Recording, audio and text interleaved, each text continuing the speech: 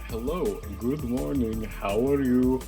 Um, it's me, I know only used this YouTube channel to, like, post my epic gamer clips, or whatever the kids call it, I don't know, But anyways, I did mention, fucking channel description, that I draw. It's like the one thing I really like doing to some capacity. I like experimenting, and I posted one experimental thing that I've been fucking around with a little bit back and forth for a bit. I think I got like one more example in my folder. Actually, where the hell did I put this? There we go. Got it on the docket, right and ready. But a few people saw this picture that I posted online. This is an old file. I posted it like 3 years ago. Everyone thought it was kind of like cool. I personally have been messing around with asset stuff to alias a lot of my old pictures and use them as assets for game experimentation stuff I want to do with certain brushes I got and a few other things. Like one other example I can drag onto here is I got this right here. This wonderful drawing of this horse boy creature. It kind of fucking sucks, but if I zoom in, you can see it has like all this dithering and all these like little color effects here, and it's like, you know what? That kind of looks like really cool or whatever. Kind of like that. It's kind of cool. And that's kind of like a similar thing I did to this. It's a very similar process, and this is a thing a lot of people know how to do, but it's not really like, it's not really ever like outright brought up anywhere, I guess is what I would say. But it's really simple. And also, as another example, this works with anything. This is a photo bashing thing that I've been working on. Obviously, this is not a real picture. This is like really crummy right now. I was using watercolor brushes, photo bashing, taking actual pictures I've taken when I've been out, kind of pushing them together. And like if I drag my mouse here, you can see I've been putting a lot of multiply layers here and everything else.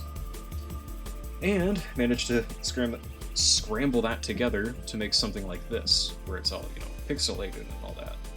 Which, I don't use Photoshop, I don't like Adobe, I know, unpopular opinion, I don't feel like going through the effort of, you know, acquiring their programs for the price of free, but this is the kind of thing I enjoy doing, and I thought I would show how you can actually tackle doing this sort of thing.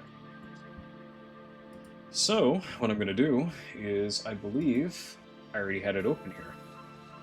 So, what you can do in this program, it's pretty simple.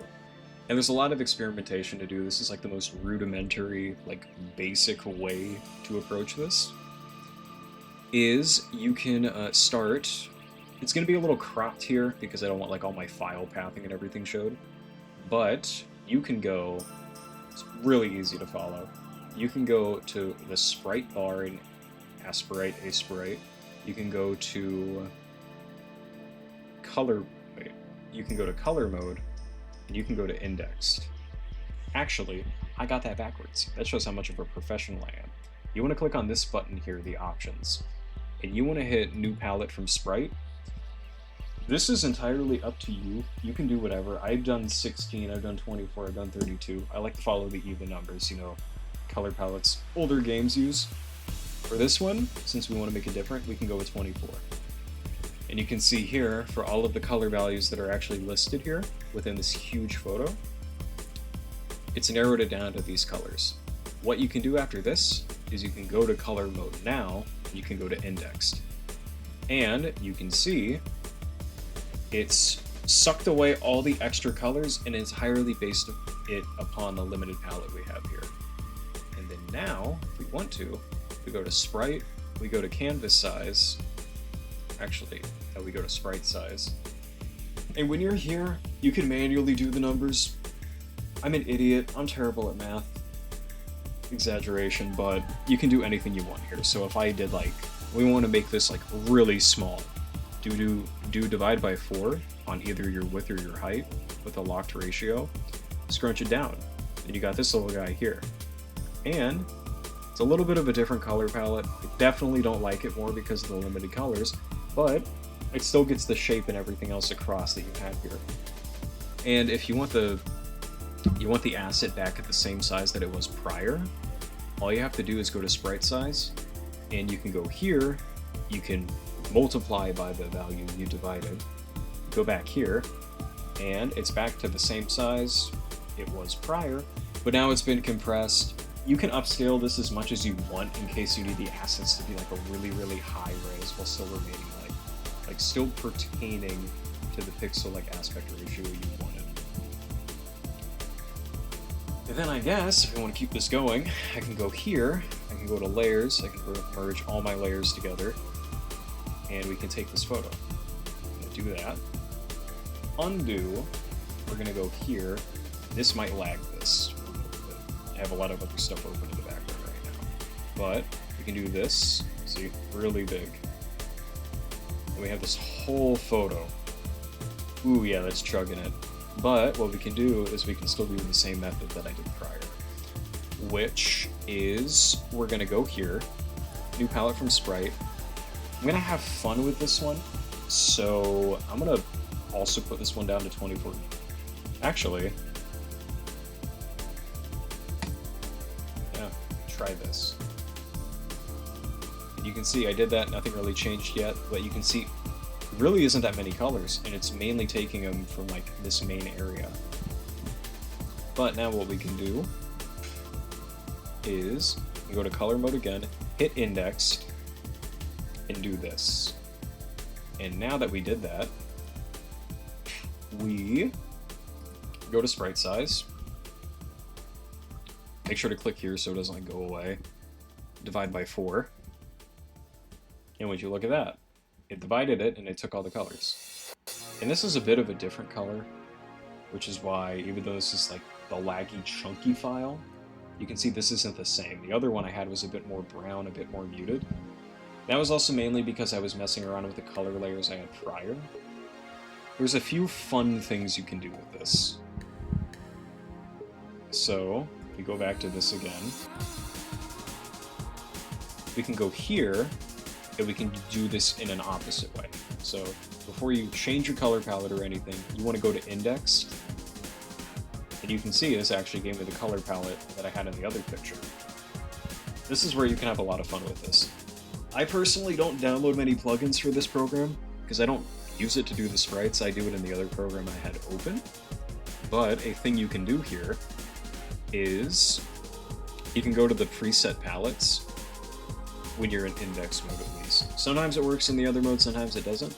But you can go through any of the pre-selected palettes or palettes you downloaded, like, let's see, NES, load, and you can apply this to the picture you're doing. And I know that looks like shit. But what you can do here is you can hit this button right here. It matches the index colors with, you know, the old index you have. So if you remap it, it warps it. This does not look any better, but that is because this is not a picture that was meant for this palette. But you go back here again, you know, you go to your palettes, you go here, we could choose one that's like roughly around the 32, like AAP64 is very consistent with giving you decent colors. This looks like a nightmare, but as I said, you remap again, and it's kind of given it a little bit of a hue shift, much bigger focus on deeper reds, lighter gray, and a huge focus on green. But this is a thing you can experiment with, and you can even make your own palettes if you have like set out areas. Like if you were going to use anything like this for assets in a game, you have like a set limited palette to an environment. You just apply this to whatever textures you had, and then you can make it work. And this works for like any type of picture you want to put in.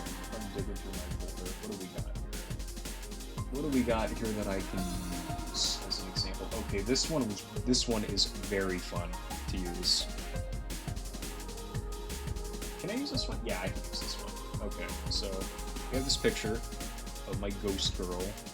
It's kind of a whatever drawing. It's a little not safe for YouTube kids, but this is a really good one for an example of like a very this is a very like gray and blue and white focused picture. So we do this and we go to index. It really won't change much. And then if we go to here again, we do the new palette from Sprite, I could knock this down to 24, and we shouldn't have an issue. So we're going to do that, remap it, and you can really see colors didn't change because the palette of this picture is very simple, minus a few of the layers I did. And then what you can do here, go here. This is already decently small compared to the photos and the clay model, so I'm going to just do divide by 2. And this gave my pick a bit of a compression, like CD-ROM game, you know, like MS-DOS point and click sort of look is the best way to describe it. And since because of the line thickness and like everything else that I use, it ends up leaving a lot of like little colored texturing and dithering because my art is not. There's a lot of little bits of like filth and remnants that are left over, and that ends up making it look much better with this kind of stylization. So if you have a certain type of style or artwork and you're using your pictures in this kind of method, it might not look that great. A lot of factors go into this. Obviously, I'm no expert. You can figure out anything in this kind of scenario. Like if I were to, this is a non-consensual example, perhaps. But if I were to perhaps use one of my friend's pieces, like let's see. Let's take a look. My friend BoltyCat at twitter.com, if I were to take one of his pictures, like this, you can see he has very thick lines, a lot of variance, he's used a lot of effects here. This is a picture that may be a gamble with how it ends up with compression because of how thin the inner lines he uses are and like how he uses a bit of hatching here. And granted, this picture's a little compressed because I just got it from his Twitter, but point still stands, and obviously you should not do this with other people's work and repost it. I should clarify that. This is getting kind of rambly anyway, so it never hurts to bring up. You can see I shifted the colors already, and we're not going to do anything else crazy with this, it doesn't matter, but this is just an example. If I go here, or actually, you know what, I can shift the colors. Let's do this, let's bring it down to like 20, let's bring it down to 24, since it's pretty simple. You can see this, you know, and we have like the color errors again, so we can remap it, and then it warps it. So then after that, we do what we did before, go to sprite size. This is a decently big picture, so I'm going to divide it by 2, just to see. And you can see here that it really just depends on the type of artwork you do. I still think this looks fine as an example, but you can see here there's a lot of little bit of remnants of like artifacts. A lot of the hatching he did is still intact because I didn't like scrunch it too much, but the picture definitely lost a bit of details throughout the process. But it does have the great benefit of making a lot of the little dot graphing and like screen tone effects he did have a very, very unique look to it, which, I don't know, ends up kind of looking a little bit cool if you think about it. But as I said, it really depends on the art style. Like, there's a lot of artifact in here, and it really just kind of bounces around between it'll either look really good or it'll look really bad with whatever you're doing. And as I said, I use it with my work sometimes. I want to use it more. I mainly made this to explain how I do it, but I mainly want to focus on using this with photographs like this. And also if I go back to this program and I pull out this picture of this guy, I think, I don't know, it's a very fun thing to do. I have a huge brush repository here. Like, this is the brush I use for most of it. I'm using my mouse, so it's like all of it.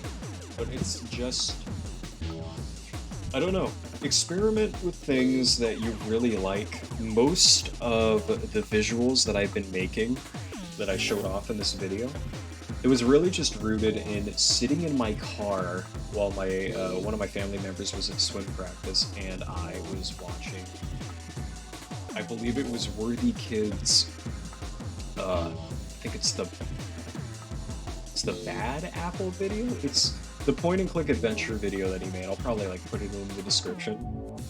But that was definitely like the biggest inspiration along with like Hilux 2 for like figuring out how exactly you can take like real photos, take artwork, and kind of like put them through this, make them sprites, you know, alias them, everything, and like make it like cohesive. I haven't even gotten to like do anything big and finished with it yet. But a few people I know were wondering how exactly you tackle this kind of thing. And also, I never record shit like this, so this was like a very big ramble rant, I guess. But I hope this was a very helpful video. To somebody at least, and I hope the music in the background wasn't really fucking loud and completely, you know, negating everything I showed in this. Oh, but yeah, that's it. I had to crop this a little bit. I'm fucking lazy. I need to install my video editor again. So that's kind of why like everything up here was cropped at the top. But if anyone wants like a more in-depth tutorial on this, feel free to let me know. I could like explain more. I could explain like the layering with like multiplying and overlaying and everything. Google is your friend. Most of the textures that I use in Paint Tool SAI, because I even do my sprite animation stuff in here too.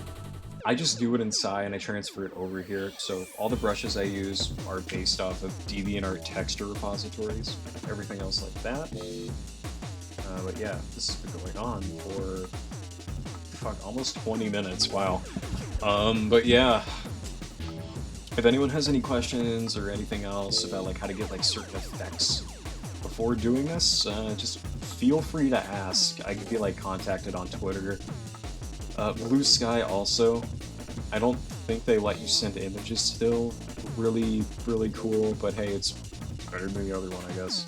Or you can even message me on Tumblr if anyone uses those. I'll hit like, you know, my username on here, raflcoopter at whatever freaking website you want to contact me at. But yeah, thank you for watching my little video. I appreciate it.